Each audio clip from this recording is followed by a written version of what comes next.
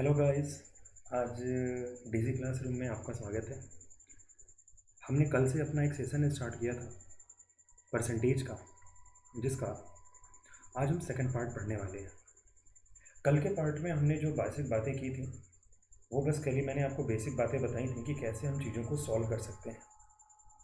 कल लास्ट में जाते जाते मैंने आपसे कहा था कि मैंने एक परसेंटेज चार्ट तैयार किया था और मैंने कहा था आप उस परसेंटेज चार्ट को बिल्कुल याद कर जाइए। उसके पीछे रीज़न क्या है कि वो हमारी कैलकुलेशन को बहुत आसान बना देंगे और बहुत तरीके से हम कैलकुलेशन कर सकते हैं अगर हमको वो टेबल याद हो तो उसी सिलसिले को हम आगे बढ़ाते हैं। आज मैं आपको कुछ अलग से कुछ दूसरे कॉन्सेप्ट समझाता हूँ कि जिनका यूज़ हम क्वेश्चंस में यूज़ कर सकते हैं, क्वेश्चन में लगा सकते हैं। ठीक, हमें ज़्यादा कुछ समझने का, हमें कुछ ज़्यादा इधर उधर हाथापाई करने की ज़रूरत नहीं है, कोई फार्मूला रटने की ज़रूरत नहीं है। बस आपको क्या करना है कि जो जो मैं आपको कंसेप्ट समझा रहा हूँ आप इन कंसेप्ट को अपनी कॉपी पे लिखते जाएं। जो भी चीज़ें आपके समझ में नहीं आती हैं आप ज़रूर से ज़रूर हमें कमेंट करके बताएं कि सर ये बातें हमें समझ में नहीं आ रही हैं, आप इसका एक नया वीडियो बनाइए। ठीक है जी, चलिए आज की क्लास को स्टार्ट करते हैं। और आज की क्लास को स्टार्ट करने के लिए मैं आपसे फिर से कहूँगा कि एक बार आप इसके पहले वाला लेक्चर ज़रूर देखिए, ठीक, ताकि आपको एक बेसिक सा आइडिया लग जाएगा कि मैंने पहले वाले लेक्चर में क्या कराया है। ठीक है, चलिए जी आज की बात हम स्टार्ट करते हैं कि अब क्या होने आज के इस क्लास में हम कौन सा कॉन्सेप्ट पढ़ने वाले हैं, कौन सा कॉन्सेप्ट हम डिस्कस करेंगे, उसकी शुरुआत करते हैं। जैसे मेरी बात को आपको सुनना है और इस कॉन्सेप्ट को आपको दिमाग में रखना है बिल्कुल कि भाई कैसे चीज़ों का अप्लाई किया जाएगा, क्योंकि बिना चीज़ें अप्लाई किए क्वेश्चन को हम सॉल्व नहीं कर सकते। ठीक, जैसे कुछ चीज़ें मैं लिख रहा हूँ, आप ज़रा उसको ध्यान दीजिएगा। जैसे मान लीजिए मैंने कहा a equal to B by C. मैंने एक रिलेशन लिखा है आपके सामने, a equal to B by C. ठीक, जरा आप इसको ध्यान से देखें। ये लिखा हुआ है क्या, a equal to B by C. यहां से दो बातें निकल करके आती हैं। पहली बात तो निकल करके आती है क्या कि जो a है वो b के डायरेक्टली प्रोपोर्शनल है।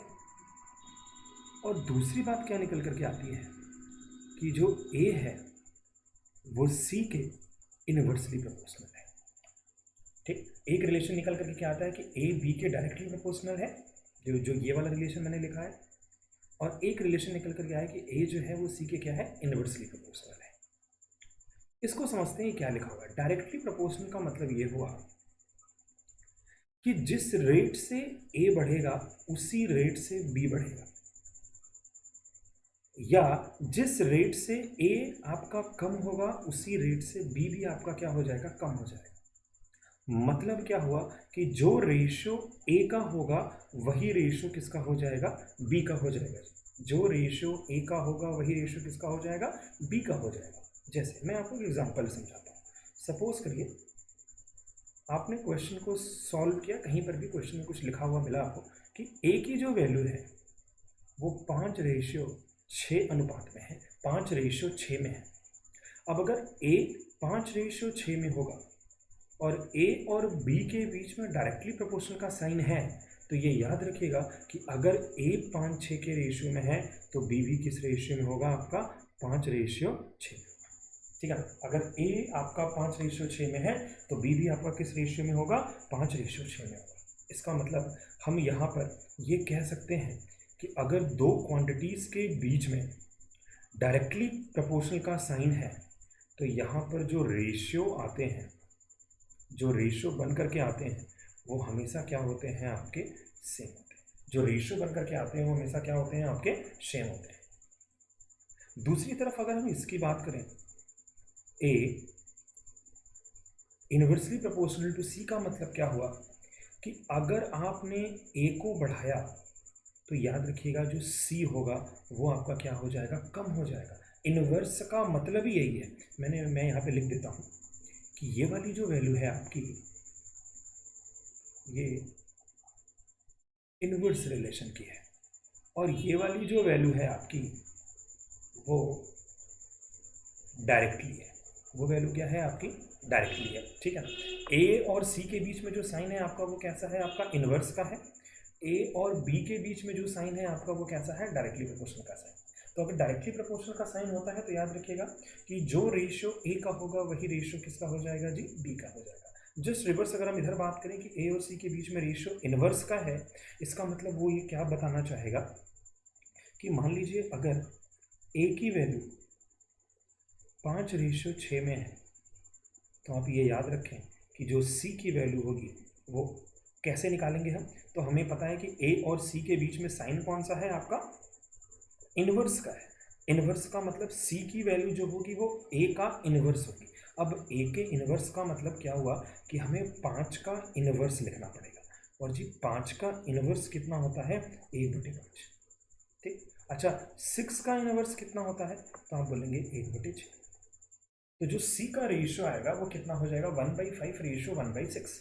लेकिन ये थोड़ा देखने में अजीबो गरीब टाइप का लग रहा है, इसको जरा ढंग से लिख करके दिखाते हैं। कैसे, जरा देखिएगा ध्यान से, इसको कैसे सॉल्व किया जाए। तो देखिए नीचे कितना लिखा हुआ है, यहाँ पर 5, और यहाँ पर क्या लिखा हुआ है, 6।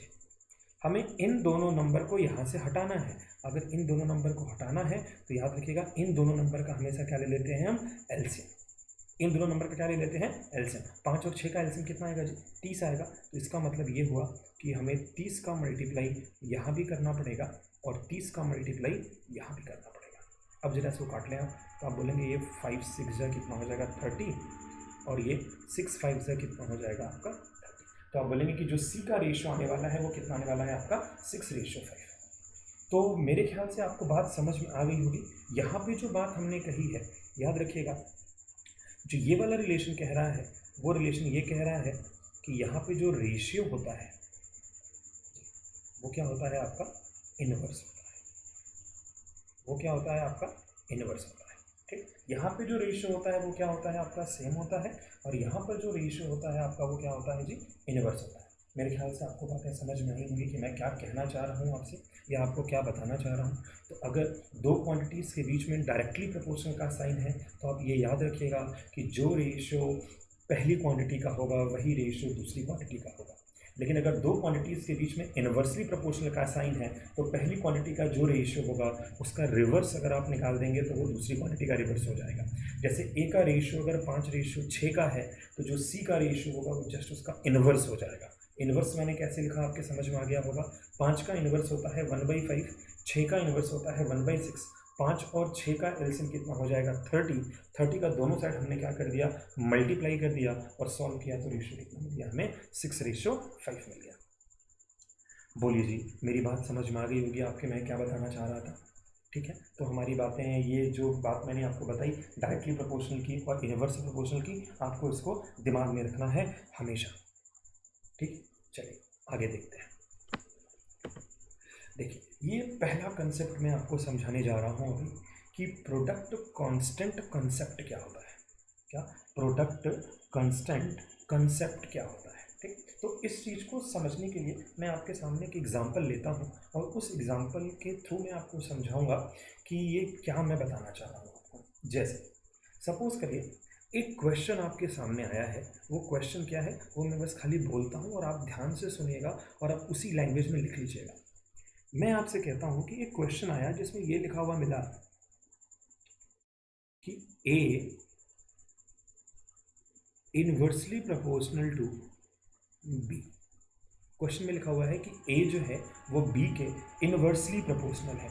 जो ए है वो बी के इनवर्सली प्रोपोर्शनल है। अगली स्टेटमेंट क्वेश्चन में बोली गई कि if A is increased by 20%, अगर हम ए को 20% से इंक्रीज कर दें, अगर हम ए को 20% से क्या कर दें जी, इंक्रीज कर दें, तो क्वेश्चन में बोला गया है then find the percentage change in the value of B. आपसे बोला गया है बी की वैल्यू में कितने परसेंट का चेंज आएगा, कितने परसेंट का चेंज आएगा। मैं क्वेश्चन को एक बार फिर से रिपीट करता हूँ, आप जरा ध्यान से सुनिएगा। क्वेश्चन में ये बोला गया है कि ए बी के इनवर्सली प्रोपोर्शनल है, अगर ए को 20% से बढ़ा दिया जाए तो बी की वैल्यू में कितने परसेंट का चेंज आएगा, कितने परसेंट का चेंज आएगा, ये आपसे पूछा गया है। ठीक है, तो आप एक बात मेरी हमेशा याद रखें कि अगर कभी भी आपसे पूछा जाए कि भाई परसेंटेज चेंज बताओ, क्या बताओ, परसेंटेज चेंज बताओ। अगर आपसे कहीं पर भी ये क्वेश्चन पूछा जाए कि परसेंटेज चेंज, अब ये परसेंटेज चेंज किसी वैल्यू में हो सकता है, किसी एरिया में हो सकता है, किसी वॉल्यूम में हो सकता है, किसी सेविंग में हो सकता है, किसी एक्सपेंडिचर में हो सकता है, कहीं पर भी हो सकता है। तो अगर आपसे परसेंटेज चेंज पूछा जाए तो बस आपको एक ही काम करना है बार बार। आपने क्या करना है, आपने हमेशा इनिशियल और फाइनल, इनिशियल और फाइनल ये दो वैल्यूज निकाल लेनी है।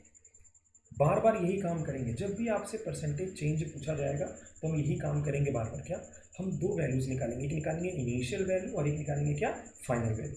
अब ये इनिशियल और फाइनल या तो आप नंबर की फॉर्म में लिख दीजिए या तो आप रेशियो की फॉर्म में लिख दीजिए। कहने का मतलब ये हुआ कि मान लीजिए मैंने इनिशियल के नीचे लिखा 200 और फाइनल के नीचे लिखा कितना, 300। या मैं इसको ऐसे भी लिख सकता हूँ कि मैं इसको लिख दूँ 2:3, या मैं इसको क्या लिख दूँ 2:3। बोलिए मेरी बात समझ में आ गई। तो ये चीज़ आप दिमाग में रखिएगा हमेशा, ये आप अपनी कॉपी में ज़रूर मेंशन कर लें जो मैंने ये चीज़ लिखी है अभी। ठीक है ना, कि जो परसेंटेज चेंज होता है जी आपका, वो क्या होता है कि इनिशियल वैल्यू हमें पता करनी होगी, फाइनल वैल्यू पता करनी होगी। या तो हम उसको नंबर में ही लिख दें या तो हम उसको किस में लिख दें, रेशियो में लिख दें। मेरी बात समझ में आ गई।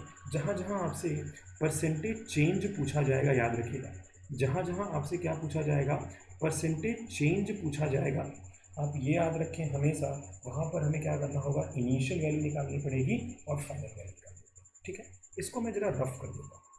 ठीक है, अच्छा, क्वेश्चन आपने जो क्वेश्चन जो मैंने बोला आपके समझ में आ गया होगा। क्वेश्चन में ये बोला गया था कि जो ए है वो बी के इन्वर्सली प्रोपोर्शनल है। ए को अगर हम 20% से बढ़ाएं, अगर हम ए को 20% से बढ़ाएं तो बी की वैल्यू में कितने परसेंट का चेंज आएगा, ये आपसे पूछा गया है।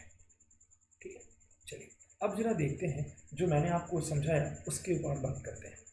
ये देखिए जो लिखा हुआ है ए इन्वर्सली प्रोपोर्शनल टू 1/b।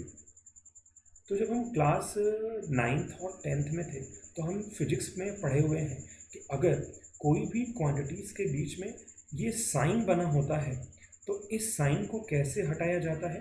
तो इस साइन को हटाने का एक तरीका क्या है कि अगर हम इस साइन को इक्वल टू में बदलेंगे तो हमें एक कांस्टेंट से क्या करना पड़ता था, मल्टीप्लाई करना पड़ता। एक कांस्टेंट से क्या करना पड़ता था, मल्टीप्लाई करना पड़ता था। तो मैंने ये जो कांस्टेंट है इस कांस्टेंट को कितना मान लिया है, के मान लिया है। कांस्टेंट को कितना मान लिया मैंने, के मान। अगर हम बी का मल्टीप्लाई कर दें तो आप देखें ये ए इंटू बी और ये वैल्यू कितने के बराबर है, कांस्टेंट के बराबर है।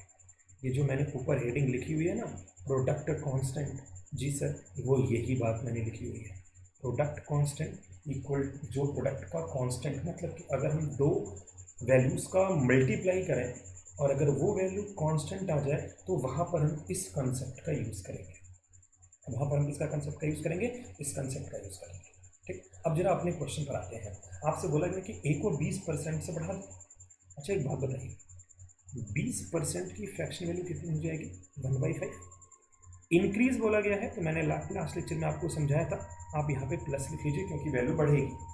ठीक है, वैल्यू क्या होगी आपकी, बढ़ेगी। अब जरा इस रिलेशन को जरा आप ध्यान से देखिएगा, ए इंटू बी इक्वल टू के लिखा हुआ है। तो मैंने आपसे क्या बोला कि हमें वैल्यू पता करनी पड़ेगी क्या, इनिशियल, और एक वैल्यू हमें क्या पता करनी पड़ेगी, फाइनल। एक वैल्यू क्या पता करनी पड़ेगी, फाइनल। अब जरा देखें, यहाँ पर मैं रखता हूँ ए को, यहाँ पे मैं रखता हूँ बी को, और इनका जो प्रोडक्ट है वो क्या होना चाहिए आपका कांस्टेंट, वो क्या होना चाहिए आपका कांस्टेंट। ठीक है जी। चलिए अब जरा देखिए, यहाँ पर हमें ए की इनिशियल वैल्यू रखनी पड़ेगी। मैंने आपको समझाया था कल कि ए की जो वैल्यू है वो 20% से इंक्रीज कर रही है। इसका मतलब ये हुआ कि जो ए की इनिशियल वैल्यू है वो कितनी मान लेते हैं हम, 5। जो ए की इनिशियल वैल्यू है वो कितनी मान लेते हैं हम, 5। अच्छा, अगर ए की इनिशियल वैल्यू 5 है तो उसकी फाइनल वैल्यू कितनी होगी? तो आप बोलेंगे अगर इसकी फाइनल वैल्यू चाहिए तो हमें 5 को 20% से बढ़ाना पड़ेगा। और 5 का अगर आप 20% से बढ़ाओगे तो 5 का 20% कितना दे करके जाएगा आपको, 1 दे करके जाएगा। मतलब 5 में अगर हम 1 को ऐड कर दें तो ए की जो फाइनल वैल्यू आएगी वो कितनी आएगी जी, 6 आएगी। जो ए की फाइनल वैल्यू आएगी वो कितनी आ जाएगी, 6 आ जाएगी। अब इस बात पर ध्यान दें आप कि यहाँ पर साइन है मल्टीप्लाई का, और याद रखिएगा ये जो वैल्यू आनी चाहिए क्या आनी चाहिए, कांस्टेंट आनी चाहिए। याद रखें ये वाली वैल्यू क्या आनी चाहिए, कांस्टेंट। अभी मैंने आपको कुछ देर पहले बताया था कि अगर ए और बी दोनों इनवर्स रिलेशन में हैं तो दोनों का रेशियो जो होगा वो क्या हो जाएगा, इनवर्स हो जाएगा। और हमें कांस्टेंट रखना है पहली बात वैल्यू को। तो देखिए अगर ए की वैल्यू 5 से 6 हो रही है और वैल्यू को कांस्टेंट रखना है तो बी की वैल्यू को 6 से 5 होना पड़ेगा। बी की वैल्यू को 6 से 5 होना पड़ेगा। ठीक, अब आप देखो जरा मल्टीप्लाई करो, 5 में 6 का मल्टीप्लाई करोगे तो 30 और 6 में 5 का मल्टीप्लाई करोगे तो 30। तो यहाँ पर एक दूसरी लैंग्वेज में हम क्या बोल सकते हैं कि दो एलिमेंट का अगर प्रोडक्ट हमें कांस्टेंट रखना है, दो एलिमेंट का अगर प्रोडक्ट हमें कांस्टेंट रखना है तो अगर एक वैल्यू आपकी बढ़ेगी तो दूसरी वैल्यू को क्या होना पड़ेगा, कम होना पड़ेगा, तभी वो वैल्यू कांस्टेंट हो सकती है। अदरवाइज वो वैल्यू कभी भी कांस्टेंट नहीं होगी। ठीक, ये बात आप अपनी कॉपी में जरूर लिखिएगा। मैंने क्या बोला है, दो वैल्यूज़ का प्रोडक्ट कांस्टेंट होगा, ये तभी हो सकता है जब एक वैल्यू बढ़ रही हो और दूसरी वैल्यू क्या हो रही हो, आपकी कम हो रही हो। ठीक, तो हमसे पूछा गया है कि बताओ बी की वैल्यू में कितने परसेंट का चेंज आया। तो मैंने आपसे बोला कि अगर परसेंटेज चेंज चाहिए तो हमें इनिशियल और फाइनल पता होना चाहिए। देखिए इनिशियल वैल्यू कितनी है आपकी, 6, और फाइनल वैल्यू कितनी है आपकी, 5। कितने का चेंज आपको दिखाई दे रहा है? तो आप बोलेंगे ये वैल्यू 1 से कम हो रही है। अगर 1 से कम हो रही है तो जो मैंने कल आपको बताया था कि वैल्यू, जो भी वैल्यू कम होती है या बढ़ती है वो हमेशा इनिशियल वैल्यू पर होती है। वो हमेशा किस पर होती है, इनिशियल वैल्यू पर होती है। अगर इनिशियल वैल्यू पर होती है, देखिए इनिशियल वैल्यू तो 6 हो जाएगी, कितने से कम हो रही है, 1 से, और इनको कितना कर देंगे हम, 100।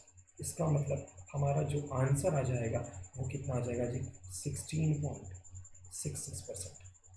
16.66% से बी की वैल्यू क्या हो जाएगी आपकी, कम हो जाएगी। बी की वैल्यू क्या हो जाएगी आपकी जी, कम हो जाएगी। बोलिए मेरी बात समझ में आ गई होगी मैंने क्या कहा है आपसे। ठीक, तो ए और बी दो का प्रोडक्ट अगर हमें कांस्टेंट रखना है तो एक बात याद रख लें आप कि अगर एक वैल्यू बढ़ेगी तो दूसरी वैल्यू ऑलवेज हमेशा क्या होगी आपकी, डिक्रीज होगी। तो ए की वैल्यू अगर 5 से 6 हो रही है तो बी की वैल्यू 6 से कितनी हो जाएगी, 5 हो जाएगी।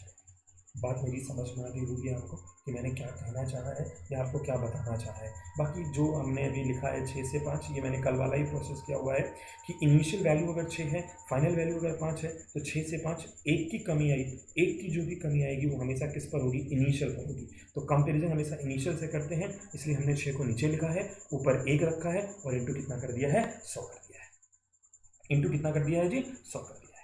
ठीक, अच्छा ये बात जो मैंने की आपसे ये परसेंटेज के फॉर्म में की।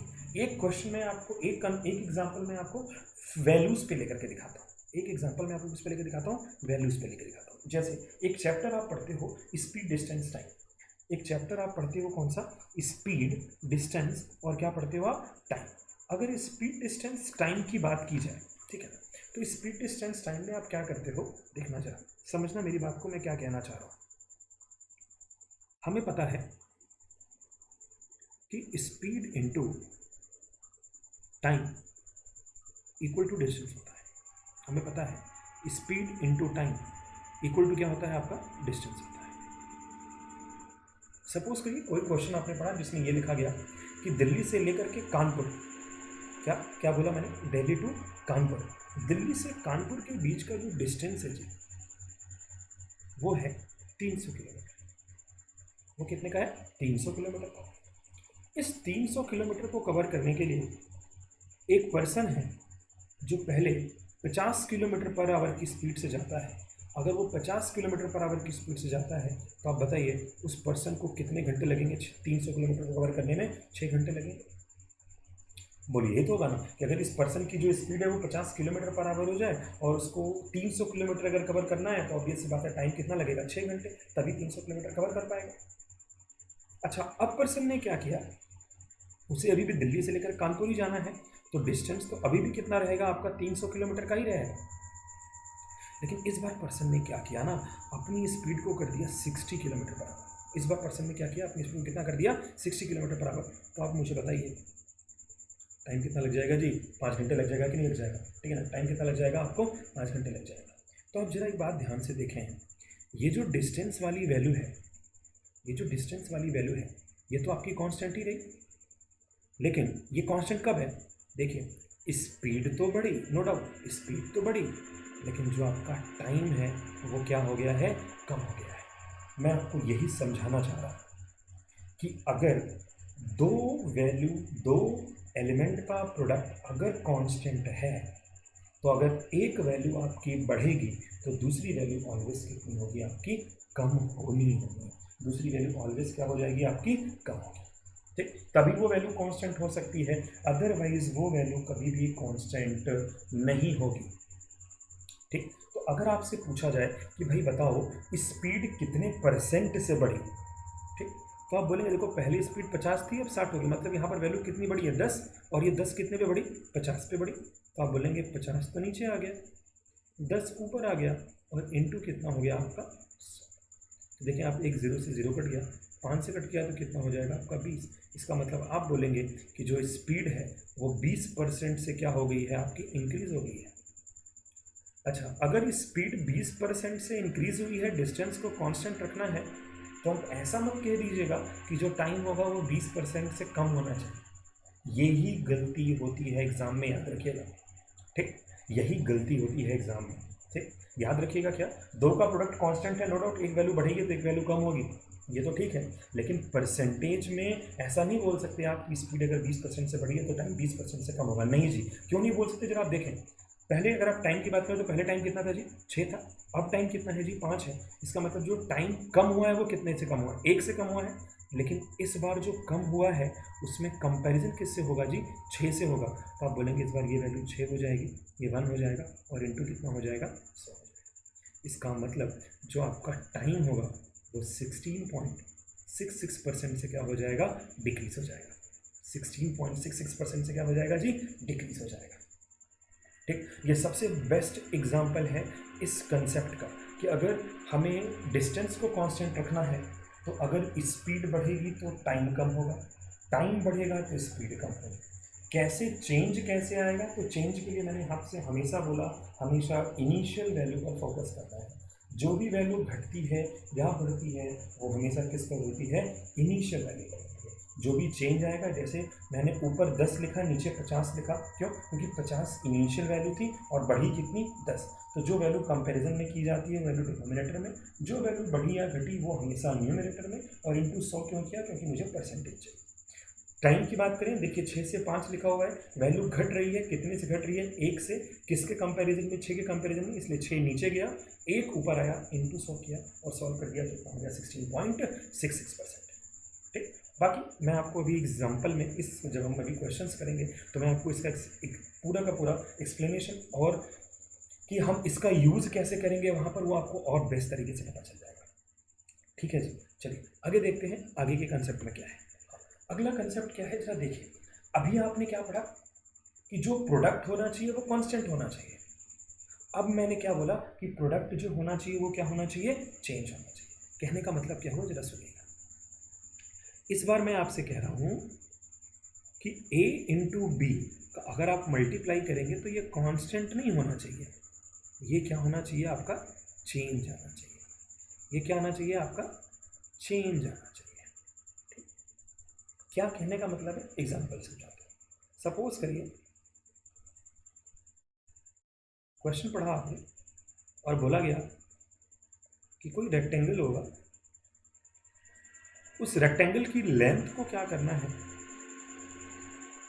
10% से बढ़ा दीजिए, जो ब्रेड्थ है उसको 20% से कम कर दीजिए, तो बताइए उसके एरिया में कितने परसेंट का चेंज आएगा, उसके एरिया में कितने परसेंट का चेंज आएगा। लेंथ को मतलब लंबाई को अगर आप 10% से बढ़ाएं, चौड़ाई को अगर आप 20% से घटा दें किसी आयत के, तो आपसे बोला गया कि उस आयत के क्षेत्रफल में कितने परसेंट का परिवर्तन होगा। ठीक है, तो इसके लिए सिंपल सा फॉर्मूला कि हमें रेक्टेंगल का एरिया पता होना चाहिए। तो आप बोलेंगे जो रेक्टेंगल का एरिया होता है वो होता है length into breadth equal to area. ठीक, और फिर से वही बात मैंने आपके सामने अभी कुछ देर पहले बताई थी, अगर आपसे परसेंटेज चेंज पूछा गया है तो आपको क्या क्या पता करना पड़ेगा, बार बार आपको पता करना पड़ेगा इनिशियल, और फिर क्या पता करना पड़ेगा आपको, फाइनल। ठीक, एरिया में चेंज पूछा गया है, इसका मतलब हमें इनिशियल एरिया पता करना पड़ेगा, फाइनल एरिया पता करना पड़ेगा। अब इनिशियल एरिया और फाइनल एरिया के लिए उसने लेंथ दे रखी है। देखिए 10% की बात अगर आप करें तो 10% की फ्रैक्शनल वैल्यू होती है 1/10, 20% की जो फ्रैक्शनल वैल्यू होती है वो 1/5। देखिए यहाँ पर मैंने इंक्रीज लिखा हुआ है तो आप ऊपर प्लस लगा दीजिए, यहाँ पर मैंने डिक्रीज लगा हुआ है तो आप यहाँ पे क्या लगा दीजिए, सीधा सीधा माइनस लगा दीजिए। ठीक है, अब हम फिर से वही काम करते हैं क्योंकि हमें लेंथ इनिशियल पता करना है। तो देखिए इनिशियल जो लेंथ रही होगी वो कितनी रही होगी हमारी 10, तो हमने 10 रख दिया। मैं आपसे पूछूं इनिशियल ब्रेड्थ कितनी रही होगी, तो आप बोलोगे 5 रही होगी। इनिशियल ब्रेड्थ कितनी रही होगी, 5 रही होगी। तो जो एरिया आएगा वो कितना आएगा आपका 50, जो एरिया आएगा वो कितना आएगा आपका 50। अच्छा, अब लेंथ को आपको 10% से बढ़ाना है, तो 10% से बढ़ाना है मतलब 10 का 10% कितना आएगा, 1 आएगा। 10 में अगर आप 1 को ऐड कर दें तो ये कितना हो जाएगा, जरा बताइए, 11 हो जाएगा इंटू।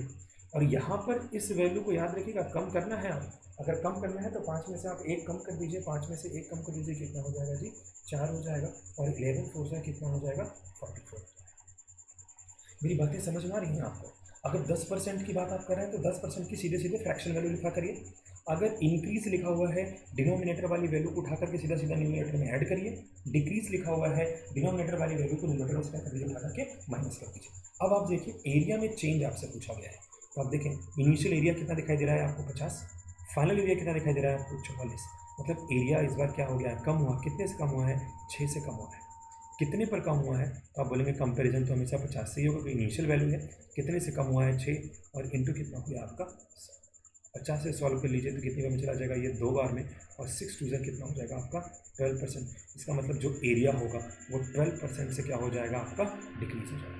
जो एरिया होगा वो 12% से क्या हो जाएगा, डिक्रीज हो जाएगा। मेरे ख्याल से बातें आपको समझ में आ गई होंगी मैं क्या बताना चाहता हूँ। ठीक, तो अगर 2 का प्रोडक्ट कांस्टेंट है तो कैसे करना है, और 2 का प्रोडक्ट अगर चेंज है तो कैसे करना है, समझ में आ गया। वैल्यू को इनिशियल और फाइनल कैसे लेना है, समझ में आ रहा है।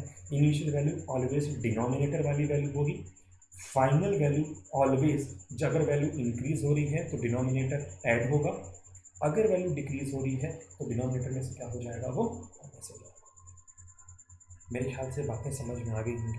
ठीक, तो आज इन्हीं दोनों कॉन्सेप्ट पे हमें क्वेश्चन को सॉल्व करना है। ठीक, तो चलिए स्टार्ट करते हैं पहले क्वेश्चन से। ठीक, पहले क्वेश्चन आपके सामने ये रहा। ठीक, क्वेश्चन को एक बार आप पढ़ लें ध्यान से, बड़ा ही आसान सा क्वेश्चन है।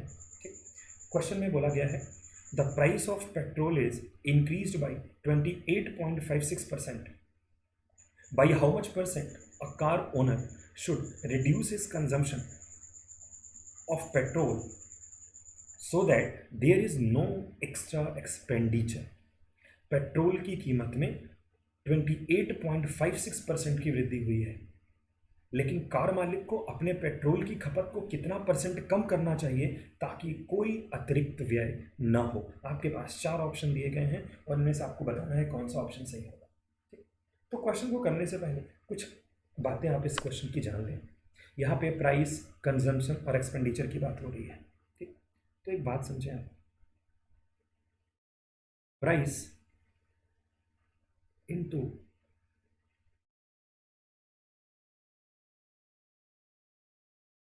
कंजम्पशन इक्वल टू होता है आपका एक्सपेंडिचर। आपको ये फॉर्मूला याद रखना है हमेशा कि जो प्राइस होता है, अगर हम प्राइस में कंजम्पशन से मल्टीप्लाई कर दें तो हमें क्या मिलता है, एक्सपेंडिचर मिलता है। क्वेश्चन में आपसे क्या बोला गया है, जरा सुनिएगा ध्यान से। क्वेश्चन में आपसे कहा गया है नो एक्स्ट्रा एक्सपेंडिचर। इसका मतलब ये हुआ, नो एक्स्ट्रा एक्सपेंडिचर का मतलब ये हुआ, आपसे बोला गया है कि भैया एक्सपेंडिचर को क्या रखो, कांस्टेंट रखो। एक्सपेंडिचर को क्या रखो जी, कांस्टेंट रखो। रख देते हैं कांस्टेंट। अगर कांस्टेंट रखना है तो हमें पता है कि अगर प्राइस को आपने बढ़ाया है तो कंजम्पशन जरूर कम होगा। अब अगर कंजम्पशन कम होगा तो कितना कम होगा, यही आपसे पूछा गया है। तो सीधा सीधा अब हम जरा देखते हैं क्या वैल्यू लिखी गई है। 28.56%। सबसे बड़ा पंगा यही है। तो मैंने कल आपको टेबल याद कराया था। टेबल में मैंने बोला था आपसे कि 14.28% ये होता है आपका 1/7। 14.28% कितना होता है आपका 1/7। ठीक, इस 28 की शकल को देखिए, ये जो 28 लिखा हुआ है, इस 28 की शकल को देखिए और इस 14 की शकल को देखिए। 14 से 28 कैसे मिलेगा जी? तो आप कहेंगे ऐसा करो, इधर भी 2 चिपका दो और इधर भी 2 चिपका दो। ठीक, अब जब आप 2 से मल्टीप्लाई इधर करेंगे तो ये आपको दे के चला जाएगा 28.56%, और इसकी जो फ्रैक्शन वैल्यू आएगी वो कितनी आ जाएगी आपकी 2/7। और मुझे केवल इसी से मतलब है, इसीलिए मैंने आपसे कहा है कि वो आपको जो परसेंटेज टेबल मैंने कल का बोला था उस टेबल को आपको याद करना पड़ेगा कि 14.28% इक्वल टू 1/7 ये होता है। आपके दिमाग में चल रहा होगा भैया मेरे दिमाग में कैसे आ गया, आपके दिमाग में भी आएगा, बस आप उस टेबल को याद करें।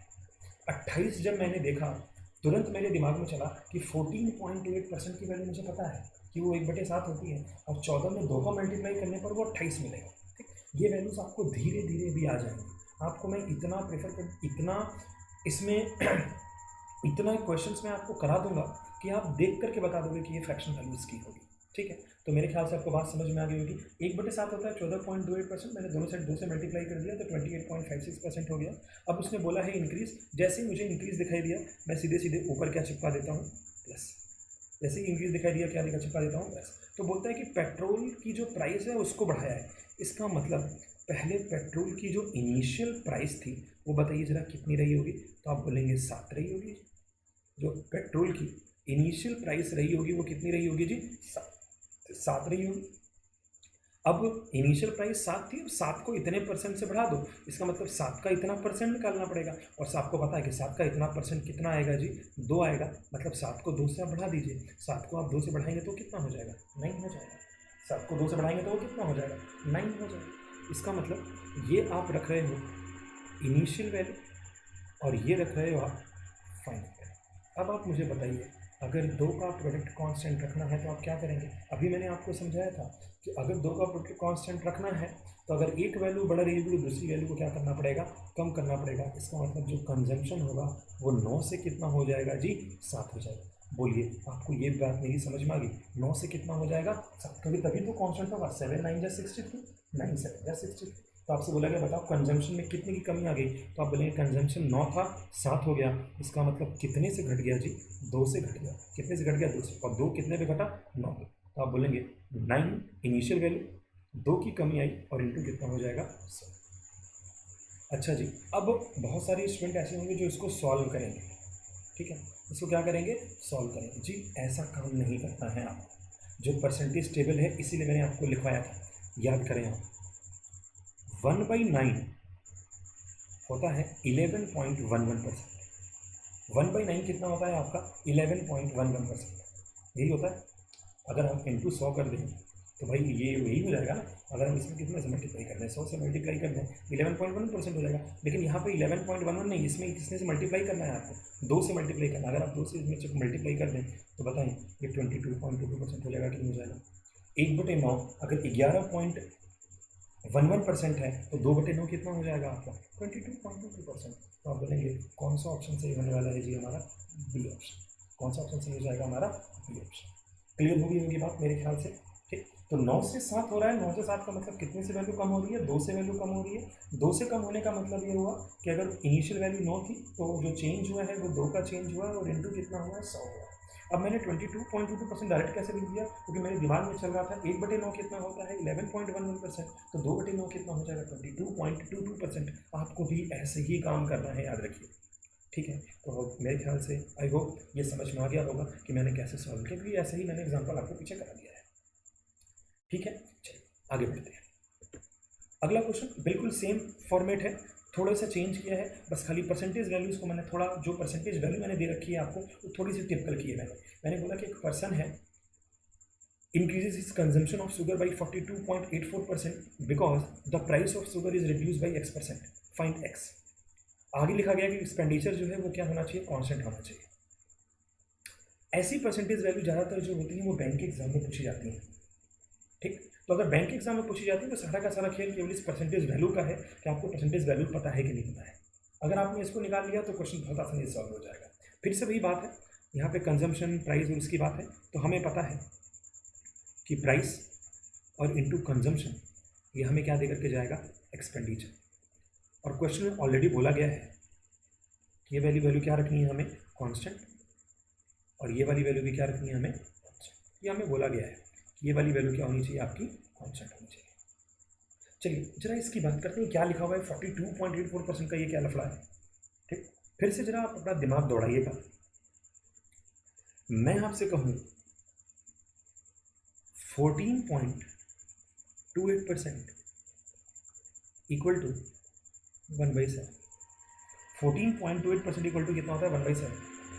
14 की शकल को देखिए और इस 42 की शकल को देखिए, ये जो लिखा हुआ है 42,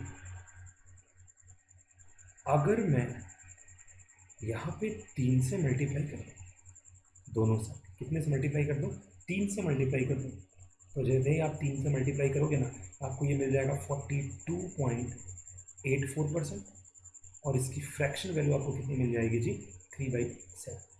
बोलिए मेरी बात समझ में आ रही है, ठीक। ये धीरे धीरे आपको आदत पड़ जाएगी कि मैं कैसे लिख रहा हूँ। 14.28% होता है 1/7, 14 जैसे मैंने देखा मुझे पता है कि 14 3 जो होता है वो कितना होता है 42 होता है। मैंने 3 दोनों साइड चिपकाया, जैसे ही 3 मैंने दोनों साइड चिपकाया तो वो 42.84% हो गया, और वो फ्रैक्शन वैल्यू कितनी हो जाएगी, 3/7।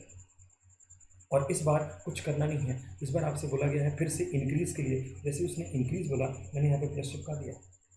अब देखते हैं कि उसने बात जो की गई है, जो यहाँ पर बात की गई है वो किसकी की गई है, कंजम्पशन की गई है।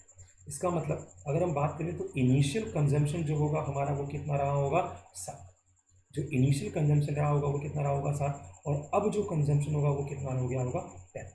इसका मतलब ये जो मैं रख रहा हूँ ये कौन सी वैल्यू है आपकी, इनिशियल, और ये वाली वैल्यू कौन सी है, फाइनल। अब आप मुझे बताएं, अगर 2 का प्रोडक्ट कॉन्स्टेंट रखना है तो वैल्यू क्या होनी चाहिए, अगर एक वैल्यू बढ़ रही है तो दूसरी वैल्यू क्या होगी, कम होगी। तो वैल्यू को रिवर्स कर दीजिए, वैल्यू को रिवर्स करेंगे तो ये कितना हो जाएगा 10, और ये कितना हो जाएगा 7। ये कितना हो जाएगा आपका 7 हो जाएगा। तो आपसे बोला गया कि प्राइस कितने से, अगर बोला गया है कि जो प्राइस है शुगर का वो कितने से रिड्यूस कर जाएगा, तो आप देख लें कितने से कम होने वाला है, यहाँ पर 3 से कम हो रहा है। 3 से जो कम हो रहा है वो कितने पर कम हो रहा है, 10 पर कम हो रहा है। तो 10 नीचे लिखा, 3 ऊपर रखा, और इंटू कितना कर दिया, 0 से 0 कट गया जी। और ये वैल्यू कितनी आ गई आपकी, 30%। कितनी वैल्यू आ गई आपकी, 30%। कौन सा ऑप्शन होने वाला है जी, सी ऑप्शन। कौन सा ऑप्शन हो जाएगा आपका, सी ऑप्शन। मेरे ख्याल से बात समझ में आ गई बहुत तरीके से, क्योंकि मैंने इस पर आपको बहुत सारे फॉर्मेट करा दिए कि price into consumption equal to कितना होता है आपका एक्सपेंडिचर। प्राइस कंजम्पशन का मल्टीप्लाई करने पर वो जो वैल्यू आएगी वो क्या होनी चाहिए आपकी, कांस्टेंट। अगर वो वैल्यू आपकी कांस्टेंट है तो एक वैल्यू अगर बढ़ेगी तो दूसरी वैल्यू क्या होगी, कम होगी। कितनी कम होगी कितनी बढ़ेगी, बस खाली वो वैल्यू रखें न्यूमरेटर में। इनिशियल वैल्यू हमेशा डिनोमिनेटर में आएगी क्योंकि प्राइस के बारे में आपसे पूछा गया है। देन इंटू 100 कर देंगे तो वैल्यू कितनी हो जाएगी आपकी, 30%। आई होप आपको समझ में आ गया होगा, ठीक। अब हम आगे बढ़ते हैं। हाँ जी, ये क्वेश्चन आया, इस क्वेश्चन में थोड़ा सा चेंज आ गया, ठीक। क्या चेंज आया है जरा समझिएगा इस बात को। बोला ये गया कि जो प्राइस है शुगर की उसको आपने 45% से बढ़ा दिया, ठीक है जी, अच्छी बात है, बढ़ा दिया। भाई how much percent a man increase his consumption so as expenditure will increase by 21%। इसका मतलब इस बार के क्वेश्चन में जो प्रोडक्ट है वो कांस्टेंट नहीं होगा, जो प्रोडक्ट है वो कांस्टेंट नहीं होगा। और अगर प्रोडक्ट कांस्टेंट नहीं हुआ इसका मतलब प्रोडक्ट में क्या आने वाला है, चेंज आने वाला है। प्रोडक्ट में क्या आने वाला है जी, चेंज आने वाला है। ठीक, चला देखते हैं कैसे सॉल्व करेंगे इस क्वेश्चन को। ठीक, अच्छा एक बात बताएं, अभी मैंने आपको समझाया था कि प्राइस इनटू कंजम्पशन कितना होता है, एक्सपेंडिचर होता है। आपसे पूछा गया है कि बताओ जो खपत है वो कितने परसेंट से बढ़ेगी, तो मैंने आपको समझाया था अगर हमें खपत में परसेंटेज या कंजम्पशन में हमें चाहिए कि कितने का इंक्रीज होगा, तो हमें कंजम्पशन का इनिशियल और फाइनल या तो नंबर पता चल जाए या तो रेशियो पता चल जाए। ठीक, इसका मतलब हमें कंजम्पशन की इनिशियल वैल्यू और कंजम्पशन की फाइनल वैल्यू निकालनी होगी। तो अगर मैं आपसे बोलूँ कि कंजम्पशन की इनिशियल या फाइनल वैल्यू निकालो, तो कंजम्पशन इक्वल टू क्या हो जाएगा यहाँ से, एक्सपेंडिचर अपॉन प्राइस। ये आप दिमाग में रखें, ये कितना हो जाएगा आपका, एक्सपेंडिचर अपॉन प्राइस। ठीक है, चलिए इसका मतलब अगर हमें कंजम्पशन चाहिए तो एक्सपेंडिचर में अगर हम प्राइस से डिवाइड कर दें तो हमें क्या मिल जाएगा, कंजम्पशन मिल जाएगा। ठीक, चलिए अच्छा एक बात बताएं, 45% की अगर आप फ्रैक्शन वैल्यू निकालें तो 45 बाई कितना करना पड़ेगा, 100। 45 बाई जब आप 100 करेंगे तो वो फ्रैक्शन वैल्यू कितनी आ जाएगी आपकी, 9/20। यहाँ पर मैं माइनस लगा देता हूँ क्योंकि उसने डिक्रीज बोला हुआ है। अच्छा, ये आपकी किसकी बात हो रही थी, प्राइस की बात हो रही थी। ठीक है, अच्छा अगर हम एक्सपेंडिचर की बात करें तो उसने एक्सपेंडिचर में बोला है 21%। 21% का फ्रैक्शन वैल्यू कितनी हो जाएगी, 21/100। अच्छा इस बार मैंने यहाँ पर क्या लगा दिया, प्लस लगा दिया, क्योंकि उसने क्या बोला हुआ है कि वैल्यू क्या करनी है, इंक्रीज करनी है।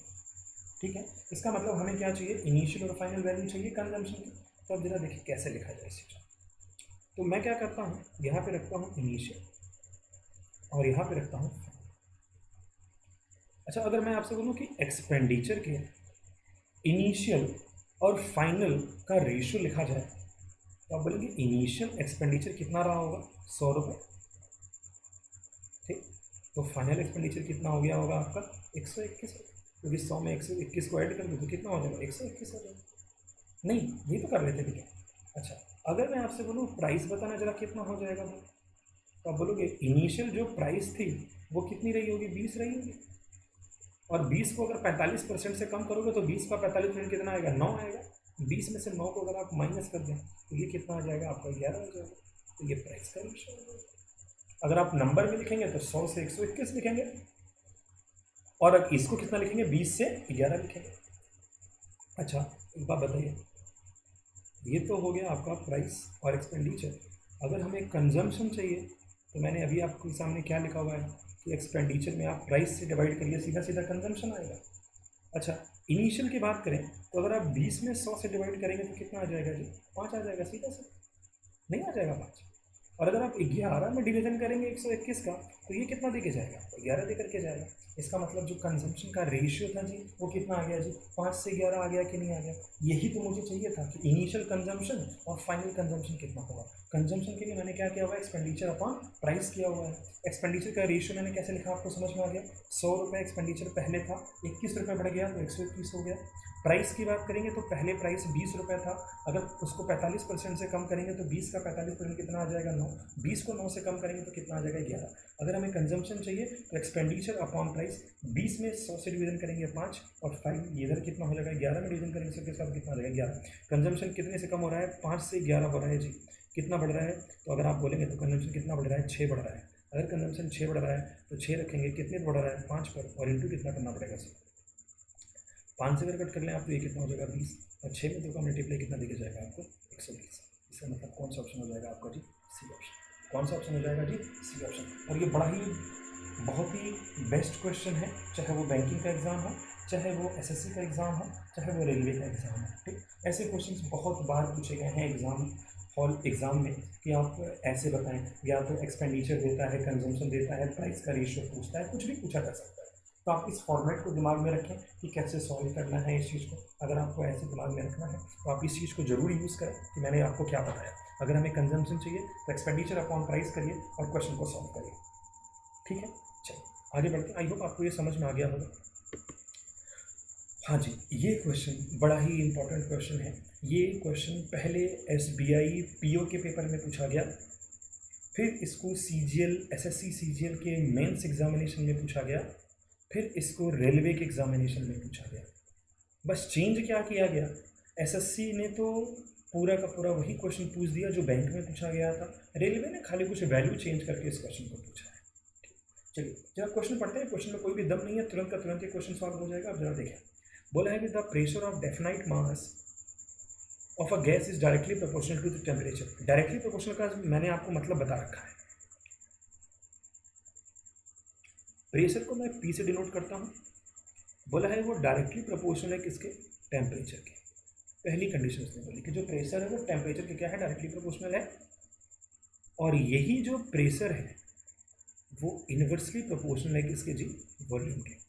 यही इन्वर्सली प्रोपोर्शनल है किसके, वॉल्यूम के। ठीक, ये कंडीशन दी गई है। अच्छा, अगर हम इन दोनों स्टेटमेंट को एक साथ लिखने की कोशिश करें तो हम ऐसे लिख सकते हैं ना कि P T के डायरेक्टली प्रोपोर्शनल है और V के इन्वर्सली प्रोपोर्शनल है। बिल्कुल वही कॉन्सेप्ट बनेगा कि नहीं बनेगा। अच्छा, अगर P के बीच में जो ये साइन प्रोपोर्शनलिटी का दिया हुआ है, अगर इसको हटाना होगा तो फिर से वही का क्या करना पड़ेगा, हमें कांस्टेंट का मल्टीप्लाई करना पड़ेगा। ठीक है, करना पड़ेगा कि नहीं करना पड़ेगा, कांस्टेंट का क्या करना पड़ेगा, मल्टीप्लाई करना पड़ेगा। अगर हम कांस्टेंट का मल्टीप्लाई करें तो वही बात हो जाएगी फिर से क्या, कि भाई P इक्वल टू क्या हो जाएगा आपका, K इंटू टी, और वही कितना, ये आपको दिमाग में रखना।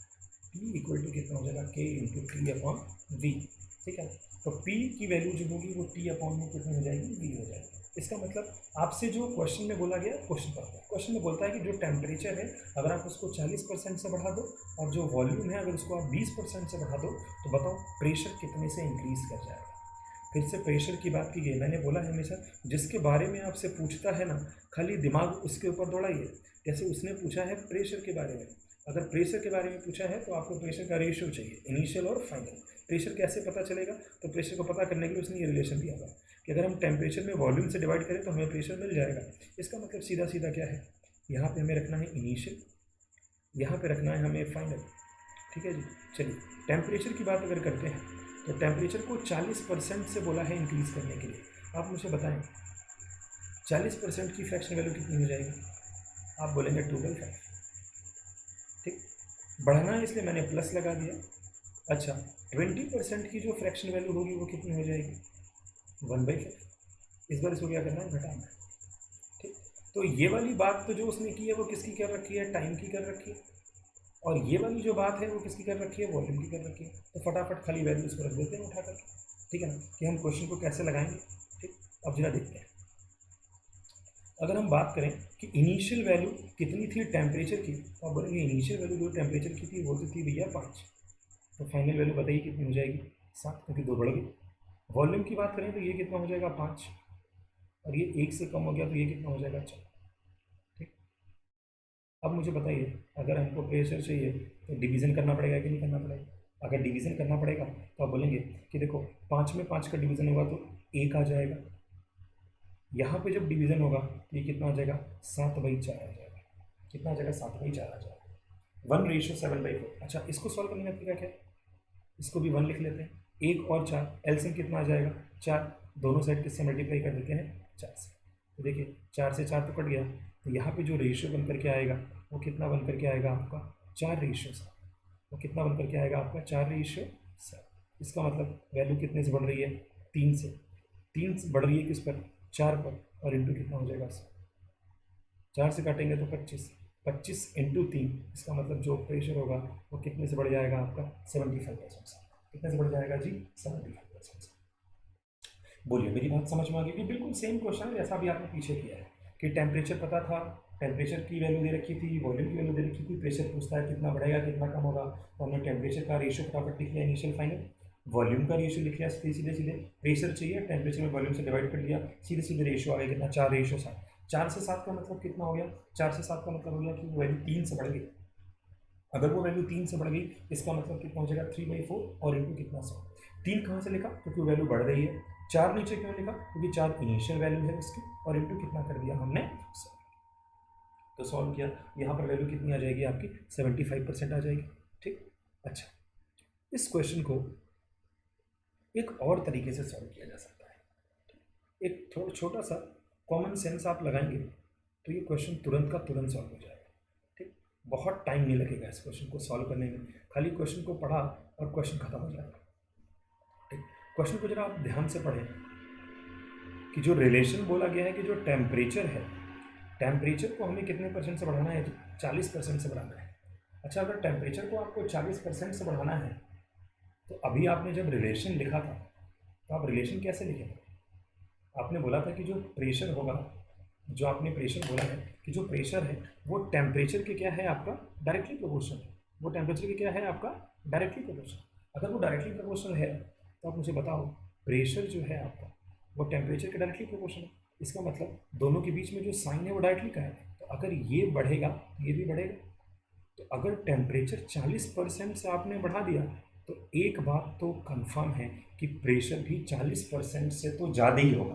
और 40% से ज़्यादा की अगर आप बात करें तो 40% से ज़्यादा केवल एक ही ऑप्शन है माय डियर फ्रेंड्स, केवल एक ही ऑप्शन है और वो कौन सा है? 75%। वो कौन सा है? 75%। ठीक, तो एक तरीका ये भी है। तो ये तरीका तब के लिए, अगर सपोज करिए इसमें ऑप्शन दूसरा गिरा होता तब तो आपको सॉल्व करना पड़ जाता। तो सॉल्व कैसे करना है वो मैंने आपको समझा दिया। लेकिन आप ऐसे भी चेक कर लें, अगर टेम्परेचर 40% से बढ़ रहा है तो प्रेशर भी 40% से बढ़ेगा, क्योंकि दोनों के बीच का जो साइन है वो डायरेक्टली प्रोपोर्शनल का है। बात मेरी समझ में आ गई? बहुत ही बढ़िया क्वेश्चन था, आप इसको जरूर दिमाग में रखेंगे। ठीक है, चलिए आगे देखते हैं। अगला क्वेश्चन आपके सामने आया कि जो ट्रायंगल की हाइट है उसको 37.5 से बढ़ा दो। ठीक, सुनिएगा ध्यान से। जो हिंदी मीडियम के स्टूडेंट्स हैं मैं इनको हिंदी में इसको एलेबरेट कर दूंगा, इसको समझा दूंगा। एक त्रिभुज है, त्रिभुज की ऊंचाई को 37.5% से बढ़ा दिया गया है और उसके आधार को 45.45% से बढ़ाया गया है। तो आपसे बोला गया है कि उसके एरिया में कितने परसेंट का चेंज आएगा। ठीक, तो देखिए जरा कितने परसेंट का चेंज आता है। जो हाइट है, जो हाइट दे रखी है, हाइट दे रखी है आपको 37.5%। जो हाइट है वो कितनी दे रखी है आपको? 37.5%। ठीक, और जो आपका बेस है वो दे रखा है 45.45%। ठीक है, ट्रायंगल का एरिया। अच्छा, अगर ट्रायंगल के एरिया की बात की जाए तो आपको पता है कि ट्रायंगल का एरिया जो होता है वो होता है हाफ इंटू बेस और इंटू हाइट। देखिए हाफ जो है ये तो कांस्टेंट हो गया, हमें इससे कोई मतलब नहीं रखना है। इसका मतलब अब जो क्वेश्चन सॉल्व होना है वो किस पे सॉल्व होना है कि बेस इंटू हाइट, ये क्या कहा जाएगा आपका एरिया। तो अब हमें क्वेश्चन इसी में लगाएंगे कि बेस और हाइट में मल्टीप्लाई करके हमें क्या मिलेगा? एरिया। 37.5%। जरा दिमाग दौड़ाइए और बोलिए 12.5% कितना होता है जी? 1/8। 12.5% कितना होता है जी? 1/8। 37 की शक्ल को देख करके मेरे दिमाग में चल गया था कि ये 12 है और 12 में 3 का मल्टीप्लाई करने पर हमें कितना मिलता है? 36 मिलता है। इसलिए मैंने दोनों साइड कितना चिपका दिया? 3 चिपका दिया। जैसे 12 में 3 का मल्टीप्लाई करेंगे 36 और इधर 5 था ही, इसका मतलब ये कितना हो जाएगा आपका? 37.5% की जो फ्रैक्शन वैल्यू आएगी वो कितनी आ जाएगी जी? 3/8। कितनी आ जाएगी? 3/8। क्लियर होगी बात मेरे ख्याल से। ठीक, अच्छा एक वैल्यू और है आपके सामने, आपको जरा उसको भी समझना है क्या कि 1/11 जो होता है वो होता है 9.09%। बहुत ध्यान से मेरी बातों को सुनिएगा। जो टेबल मैंने आपसे बोला हुआ याद करने के लिए आप उसको रट जाएं। 1/11 कितना होता है? 9.09%। इस 9 की शक्ल को देख करके आपको कुछ लग रहा है कि यहाँ पर तो 45 लिखा हुआ है, यहाँ पे 9 लिखा हुआ है, मतलब दोनों साइड क्या चिपका दिया जाए? 5 चिपका दिया जाए। दोनों साइड क्या चिपका दिया जाए? 5 चिपका दिया जाए।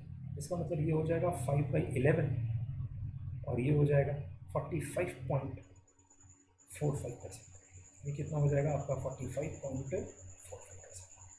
मेरे ख्याल से आपको बात समझ में आ गई कैसे यूज़ करना है। तो फटाफट हम देखते हैं क्या इनिशियल वैल्यू का लफड़ा है और क्या फाइनल वैल्यू का लफड़ा है। अगर हम इनिशियल की बात करें और फाइनल की बात करें तो इनिशियल जो हमारा बेस है, क्योंकि देखिए ये वाली जो वैल्यू आई है बेस की वैल्यू है, और ये जो वैल्यू आई है किसकी वैल्यू है, हाइट की वैल्यू है। ठीक, तो जो बेस है अगर हम देखें तो बेस की जो फ्रैक्शन जो डिनोमिनेटर जो इनिशियल वैल्यू है वो कितनी है 11, तो हमने 11 रखा। हाइट की जो इनिशियल वैल्यू है वो कितनी है आपकी 8, तो हमने 8 रखा। 11 इंटू कितना रखा, 8 रखा। 11 इंटू 8 ये कितना हो जाएगा आपका 88। ठीक, बात मेरी समझ में आ गई। या आप इसको ऐसे भी लिख सकते हैं, सीधे सीधे मैं यहाँ पे थोड़ा साफ लिख देता हूँ आपको इसलिए 37.5% 3/8 है। ठीक, हाइट को इंक्रीज करना है इसलिए मैंने प्लस लगा दिया। ठीक है, 45.45% की जो फ्रैक्शन वैल्यू आई है वो आई है आपकी 5/11। इस वैल्यू को भी इंक्रीज करना है इसलिए मैंने क्या लगा दिया, प्लस लगा दिया। ठीक है, तो अब देखिए इनिशियल वैल्यू जो आपकी बेस की थी वो कितनी थी, 11 थी, और जो इनिशियल हाइट थी वो कितनी थी आपकी 8 थी, तो 11 इंटू 8 कितना हो गया, 88 हो गया। अब जरा बताइए बेस को आपने क्या करना है, 5 से बढ़ा देना है। 5 से अगर आप बढ़ाएंगे तो ये कितना हो जाएगा, 16 हो जाएगा जी, और 8 में 3 को बढ़ाएंगे तो ये कितना हो जाएगा, 11 हो जाएगा। 16 में अगर आपने 11 का मल्टीप्लाई किया तो ये कितना देकर के जाएगा, 176 देगा, 176। और एरिया में चेंज पूछा है, इनिशियल एरिया था 88 और फाइनल एरिया 176, कितना बढ़ रहा है जी, आप बोलेंगे 88 बढ़ गया। कितना बढ़ गया, 88 बढ़ गया। कितने पे बढ़ा, 88 पे बढ़ा, और इंटू कितना कर दिया, 100 चिपका दिया। सॉल्व किया जी, आंसर बताइए, बोलिए कितना आ गया, 100%। आंसर कितना आ गया, 100%। ठीक है जी, ये क्वेश्चन CHSL के एग्जाम का है, SSC CHSL का एग्जाम जो हुआ है लास्ट ईयर, ये उसका क्वेश्चन है। आपसे बोला गया है कि in triangle height is increase by 37.5% and base is increase by 45.45%। तो बताओ ट्रायंगल के एरिया में कितने परसेंट का चेंज आएगा। मैं बार बार आपसे बोल रहा हूँ, जब भी परसेंटेज आपसे पूछा जाए कि कितने का चेंज होगा, चेंज का मतलब या तो इंक्रीज होगा या तो डिक्रीज होगा या तो कांस्टेंट रहेगा। तो अगर हमें चेंज पता करना है तो हमें या तो इनिशियल वैल्यू पता होनी चाहिए और क्या पता होनी चाहिए, फाइनल वैल्यू। कैसे पता किया है मैंने, फ्रैक्शन वैल्यू में कैसे कन्वर्ट कर रहा हूँ, आप देखते जाइए, ध्यान से बातों को समझते जाइए और आइडिया लगाते जाइए। ठीक है, चलिए आगे बढ़ते हैं। फिर से बिल्कुल एक सिंपल सा क्वेश्चन आ गया फॉर्मेट। अब इससे आसान क्वेश्चन कुछ नहीं हो सकता। ठीक, आपसे बोला गया कि रेक्टेंगल की लेंथ को इतने परसेंट से घटा दो, ब्रेड्थ को इतने परसेंट से बढ़ा दो, तो चेंज कितना आएगा। ठीक, लेंथ 20% से कम करनी है, 20% की फ्रैक्शन वैल्यू होती है 1/5, मैंने माइनस लगा दिया। ठीक, ब्रेड्थ 60% से बढ़ानी है, 60% की फ्रैक्शन वैल्यू कितनी होती है, 3/5, और ये वैल्यू इंक्रीज होनी है इसलिए मैंने प्लस लगा दिया। कुछ देर पहले ही मैंने आपको बताया था कि जो रेक्टेंगल का एरिया होता है वो लेंथ इंटू ब्रेड्थ ये एरिया होता है। ठीक, तो उसके लिए हमें क्या पता होना चाहिए, इनिशियल, और क्या पता होना चाहिए, फाइनल। इनिशियल लेंथ बोलिए कितनी, तो आप बोलेंगे इनिशियल लेंथ होगी 5। मैं बोलूँ इनिशियल ब्रेड्थ कितनी होगी, तो आप बोलेंगे इनिशियल ब्रेड्थ होगी 5। 5 में 5 का मल्टीप्लाई कितना देकर के जाएगा, 25। मतलब जो इनिशियल एरिया रहा होगा वो कितना रहा होगा आपका, 25। फाइनल लेंथ की बात करेंगे अगर आप, तो 5 में से 1 को आप माइनस कर दीजिए, कितना हो जाएगा, 4। और 5 में 3 को अगर आप ऐड कर दें तो वो कितना हो जाएगा आपका, 4 में 8 का मल्टीप्लाई किया तो कितना हो गया, 32। कितना बढ़ गया, 7 बढ़ गया। कितने पे बढ़ गया, 25 पे बढ़ गया, और इंटू कितना कर दिया, 25 से कट के कितनी बार में जी, 4 बार में, और 7 4 जा कितना हो जाएगा आपका, 28। कितना हो जाएगा, 28%। कौन सा ऑप्शन जी, सी ऑप्शन। कौन सा ऑप्शन, सी ऑप्शन। ये तो बहुत ही आसान सा क्वेश्चन है, मैं आपको इसको करने के बहुत सारे तरीके भी बताऊंगा आगे जब हम सक्सेसिव चेंज पढ़ेंगे। सक्सेसिव चेंज में एक कंसेप्ट मैं आपको समझाऊंगा, उस फॉर्मेट से भी इस क्वेश्चन को लगाया जा सकता है। फिलहाल के लिए आपको जो मैंने आज बताया है उस कॉन्सेप्ट पे आप दिमाग लगाएं। ठीक, यहाँ पर दो का प्रोडक्ट चेंज हो रहा है, कांस्टेंट नहीं है। अगर चेंज हो रहा है कितना चेंज होगा, तो initial value final value multiply solve किया तो वैल्यू कितने से हो गई आपकी, 28%। मेरे ख्याल से आपको बात समझ में आ रही होगी कि मैं कैसे इनिशियल वैल्यू रख रहा हूँ और कैसे फाइनल वैल्यू रख रहा हूँ। इनिशियल वैल्यू कैसे रख रहा हूँ, जो डिनोमिनेटर वाली वैल्यू है। फाइनल वैल्यू कैसे रख रहा हूँ, अगर वैल्यू कम हो रही है तो माइनस कर रहा हूँ, बढ़ रही है तो प्लस कर दे रहा हूँ। दोनों का मल्टीप्लाई कर दे रहा हूँ, सीधे लिख दे रहा हूँ कितने का चेंज है। तो कितने का चेंज हो रहा है आपका, 28%। बोलिए जी, समझ में आ गई होगी बात। ठीक है, चलिए आगे बढ़ते हैं। नेक्स्ट क्वेश्चन, हाँ जी, ये सर्कल पर क्वेश्चन है कि एक जो सर्कल का रेडियस है, जो वृत्त की जो त्रिज्या है, अगर उसमें 37.5% की वृद्धि हो जाए तो बताइए उसके एरिया में कितने परसेंट का चेंज आएगा। 37.5%, इस वैल्यू को आप याद ही कर जाए तो ही अच्छा है। 37.5 अभी मैंने पीछे आपको बताया था कितना होता है 3/8, इंक्रीज हो रहा है इसलिए मैंने प्लस लिखा। 3/8 कैसे लिख दिया, 1/8 कितना होता है 12.5, तो 3 से मल्टीप्लाई कर दे तो 37.5 हो जाएगा। ठीक, अच्छा सर्कल का एरिया कितना होता है pi R square. Pi R square का मतलब हुआ कि आर इंटू आर ये होता है सर्कल का एरिया। ये क्या होता है सर्कल का एरिया। पाई मैंने क्यों नहीं लिखा, क्योंकि पाई क्या होता है कांस्टेंट होता है, उसका कोई मतलब नहीं है। ठीक, तो अगर हमें एरिया चाहिए तो हमें क्या रखना पड़ेगा, इनिशियल रेडियस रखना पड़ेगा और क्या रखना पड़ेगा, फाइनल रेडियस। अब आप मुझे बताओ इनिशियल रेडियस कितनी दिखाई दे रही है आपको, 8, यहाँ पे रखा 8, यहाँ पे भी रखा कितना 8, 8 8 जा कितना हो गया 64, 8 में 3 को आप ऐड करें कितना हो जाएगा 11 और इंटू कितना हो जाएगा 11, क्योंकि दोनों का रेडियस सेम ही होगा ना। अगर यहाँ पर रेडियस 11 तो यहाँ पर भी कितना होगा फाइनल में 11 ही होगा। 11 11 का मल्टीप्लाई कितना हो जाएगा 120। 8 मैंने कैसे लिखा समझ में आ गया, क्योंकि वो इनिशियल वैल्यू थी। 8 में के बाद मैंने 11 कैसे लिखा, क्योंकि 8 में हमने 3 को क्या कर दिया ऐड कर दिया, 8 में 3 को ऐड किया तो कितना हो जाएगा 11 हो जाएगा, तो 121 हो जाएगा। 64 से 121, 64 से 121 का मतलब कितने का इंक्रीमेंट हो रहा है अगर आप बताएं तो आप बोलेंगे 57 का इंक्रीमेंट हो रहा है। कितने पर हो रहा है 64 पर हो रहा है और इंटू कितना कर दिया जाए 100 कर दिया जाए। अब आप जरा ध्यान से देखें, बड़ी कैलकुलेटिव सी वैल्यू आ गई 57/64 इंटू 100। एक तरीका तो ये कि आप काटिए पीटिए और फिर सॉल्व करिए, या एक तरीका क्या है कि 5700 रखिए और अपॉन में 64 रखिए और सीधा डिवीजन कर दीजिए। ठीक है, सीधा डिवीजन कर दीजिए तो भी आपको पता चल जाएगा। या एक अप्रॉक्स तरीका मैं आपको समझाता हूँ, जरा समझिए। 57 अपॉन 8 इंटू 8 और इंटू 7, ठीक है। मैंने 64 को 8 इंटू 8 लिया। अगर आप इसको डायरेक्ट डिवीजन करेंगे 64 से 5700 में, डायरेक्ट आप डिवीजन करिए और ऑप्शन के पढ़ेंगे आप आंसर मारिए। या आप जरा इसको समझिए, देखिए अगर अप्रॉक्स मानने की कोशिश करें तो देखिए 1/8 लिखा हुआ है। 1/8 हमें पता होता है कि कितना होता है 12.5%। कितना होता है 12.5%। ये देखिए लिखा हुआ है 8। अगर हम 8 का डिवीजन 57 में करें तो 8 7 जा होता है 56। इसका मतलब ये 7 के अप्रॉक्स चला जाएगा। किसके अप्रॉक्स चला जाएगा, 7 के अप्रॉक्स चला जाएगा। 7 के अप्रॉक्स चले जाने का मतलब ये 7 टाइम्स जाएगा। अभी फिलहाल के लिए मैंने पूरा डिवीजन नहीं किया, मैंने केवल 7 लिख लिया। अगर आप 7 का मल्टीप्लाई 12 के साथ करें, जरा देखें ध्यान से मैं क्या बोलना चाहता हूँ। अगर आप 7 का मल्टीप्लाई 12 के साथ करें तो वो कितना आएगा 84 आएगा। इसका मतलब जो भी आंसर आने वाला है वो 84 से तो ज़्यादा ही होगा। और 84 से ज़्यादा जी एक ही केवल ऑप्शन है, कौन सा है 89.06%। कितना है 89.06%। मेरे ख्याल से बात समझ में आ गई होगी आपकी। मैंने क्या बताई है 7 इंटू 12.5%, 7 इंटू 12.5 कैसे लिखा समझ में आ गया। 1/8 इंटू 100 कितना हो गया 12.5%।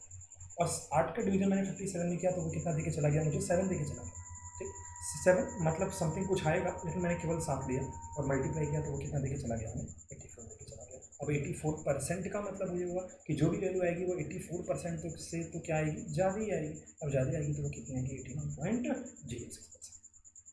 बोलिए जी समझ में आ रही होगी मेरी बातें मैंने क्या कही है। ठीक, हाँ जी। और एक ये आज की स्लाइड का लास्ट क्वेश्चन है ये। ठीक, आपसे बोला गया है कि कोण का मतलब होता है शंकु।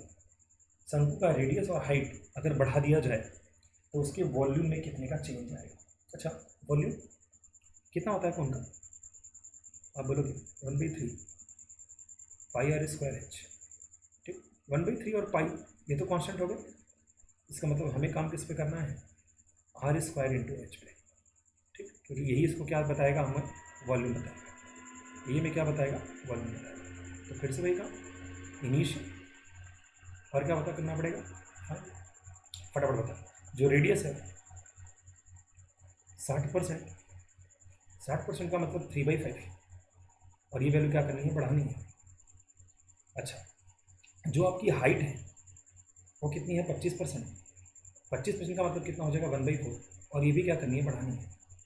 तो अब जरा मुझे बताएं, इनिशियल रेडियस है आपकी 5, तो देखिए इस बार आर का स्क्वायर है, इसका मतलब इस 5 का क्या करना पड़ेगा स्क्वायर। 5 का स्क्वायर कितना हो जाएगा 25 इंटू हाइट बताइए कितनी है 4। 25 में 4 का मल्टीप्लाई किया कितना आ गया आपका 100। 25 में 4 का मल्टीप्लाई किया कितना आ गया 100। चलिए 5 में 3 को जरा ऐड कर दीजिए कितना हो जाएगा 8 और 8 का स्क्वायर कितना होगा तो आप बोलेंगे 64। समझ वाली बात। 64 कैसे लिखा, 5 है, 5 में 3 को ऐड कर दीजिए, कितना हो जाएगा 8, और 8 का स्क्वायर कितना हो जाएगा 64। 4 में 1 को ऐड कर देंगे तो कितना हो जाएगा जी 5 हो जाएगा। 64 में 5 से मल्टीप्लाई किया आपने, ये कितना आ गया आपका 320 आ गया। कितना आ गया 320 आ गया। इसका मतलब ये 100 से 320 हो रहा है, कितना बढ़ रहा है जी, तो आप बोलेंगे 220 बढ़ रहा है। 220 कितने पे बढ़ रहा है, तो आप बोलेंगे 100 पे बढ़ रहा है। कितने कितना इसको सॉल्व किया तो ये कितना परसेंट बढ़ रहा होगा 220%। मतलब ऑप्शन कौन सा हो जाएगा 29। ऑप्शन कौन सा हो जाएगा आपका 29। बात मेरी समझ में आ गई होगी, कैसे यूज़ करना है चीज़ों को समझ में हो गया। जो फॉर्मूले में जो भी वैल्यू कांस्टेंट है आप उसको छोड़ दीजिए, बाकी सारी वैल्यूज़ का आप सीधे सीधे जो मैंने आपको समझाया है कैसे इनिशियल वैल्यू लेनी है, कैसे फाइनल वैल्यू लेनी है, उसके अकॉर्डिंग आप क्वेश्चन को सॉल्व करें। ठीक है जी, आज के लिए थैंक यू। आज हम दो कॉन्सेप्ट मैंने आपको समझाया, एक समझाया कांस्टेंट का और एक समझाया चेंज का। आप दोनों कॉन्सेप्ट को समझें ध्यान से, पढ़ें ध्यान से, मस्त रहें, सुरक्षित रहें। ठीक, आज के लिए इतना ही। Thank you very much.